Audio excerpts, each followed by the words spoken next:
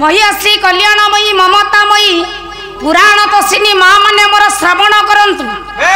कौनसी गायक गायिका विषय वस्तु को पदार्पण करने पूर्व आज्ञा तीनोटी कथा पर ध्यान रखिबा सर्वादौ कर्तव्य। तीन कथा कौन ना स्थान काल एवं पात्र। स्थान काल पात्र को नहीं गोटे पवित्र विषय वस्तु रुधिमंत स्थान है आज्ञा आद्यपुरी बा अयोध्यापुरी बा प्रथमपुरी बा साकेत नगरी अयोध्या मथुरा माया काशी कांची अवंती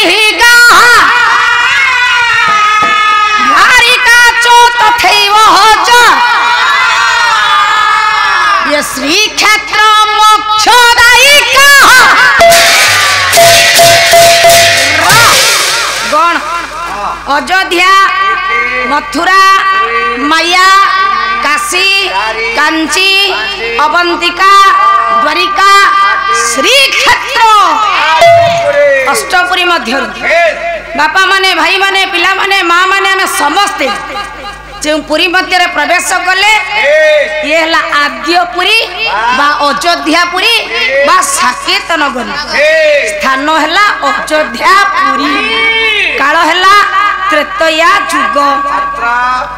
विराधि वीरवर प्रबल प्रतापी प्रजानुरंजक निस्वार्थपर महियान प्रजान वत्सल राजा सरजाति। तेणु आज्ञा कवि लिखिले अयोध्या नूप सरजाति जहांक पुत किरती अराती अंतरे भीति कराए स्थिति। महानुभव राजा सरजातिंकर पवित्र धवल कीर्ति अराती अंतरे भीति शत्रुमानक मनरे भय संचार करे। तेणु आज्ञा देवाधि देवराजेन्द्र तांकर स्वर्ग सिंहासन निमंते सदा सर्वदा व्यस्त विव्रत रुहंती। तेबे अहर समस्त परिषद मंडली एकत्रित होई ए राजांकर आळती रे रत रुहंती रे। तेणु आज्ञा एही परि जो सार्वभौमशाली नगरी थिला अयोध्यापुरी बा साकेत नगरी ए अयोध्यापुरी सर्वभौम कर्ता हेले महानुभव राजा सरजाति। देखिबा आज्ञा महानुभव राजा सरजाति तांकर अयोध्यापुरी को केमिति साज सजा करि रखिछन्ती लिखिला आज्ञा नयागढ़ जिला निकटस्थ इटामाटी ग्रामर बढ़े साईर गर्भ गौरव उत्कल घंट जदुमणि महापात्र बहिला प्रबंध पूर्णचंद्र बायक पुआ ताल है 8 ताल राग है रसपुलिया। वाह कवि के जानी पाइलु सारे परा कहले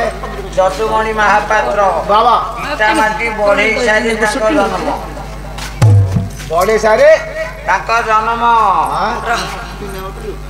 चलो आ गया शूटिंग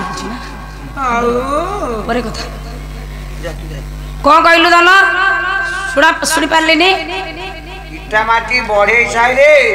जदुमणि का जन्म देखिचु कौन देखिचु कौन कौन देखिचु जेते गायिका जेते गायक तांको मुखरु मु श्रवण करछि केते गायक केते गायिका सहित जाइचु कहिलु हां बच्चा अल्प जाइते बेसी जाई न जदी बा जाइछु गायक गायिका जदी बही पढितिबे केबे एमिति भूल कथा कहिबेन। अच्छा कोन बही पढुछंती जे मान जदुमणि ग्रंथावली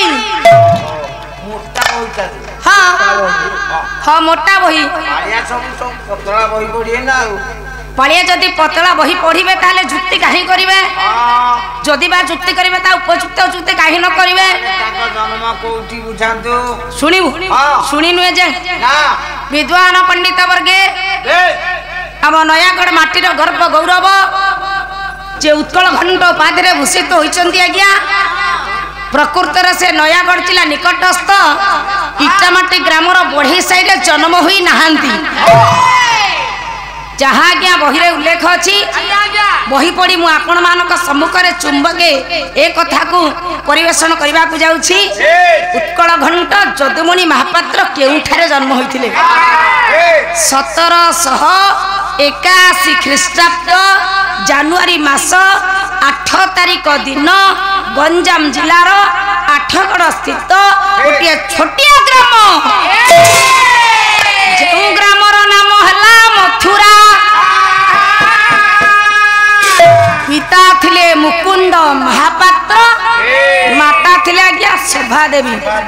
बापा माने माँ माने भाई माने पिला माने समस्ते श्रवण करंतु समस्तंकर दरकार रे कार्य रे आसीबा आज्ञा तेनु धन बाहाघरर 5 वर्ष परे मध्य पिता मुकुंद महापात्र माता सुखा देवी थिले आज्ञा बाहाघरर 5 वर्ष परे मध्य मुकुंद महापात्र की शोभा देवींकर संतान संतति उत्पत्ति हेउ नथिला तेणु से जगार आराध्य ठाकुर थिले प्रभु जदु कृष्ण जो मंदिर को महान शिल्पी मुकुंद महापात्र निर्माण करथिले हेले आज्ञा से निहि संतान थिले तथापि तांकर पत्नी शोभा देवी जदु कृष्ण कथार आशा छाड़ी नथिले सदा सर्वदा प्रभुंकर शरणापन्न होइथिले तेणु बाहाघर 5 वर्ष परे शोभा देवी आज्ञा गर्भवती हेले प्रत्येक दिन स्नान सारी मंदिर रे प्रभु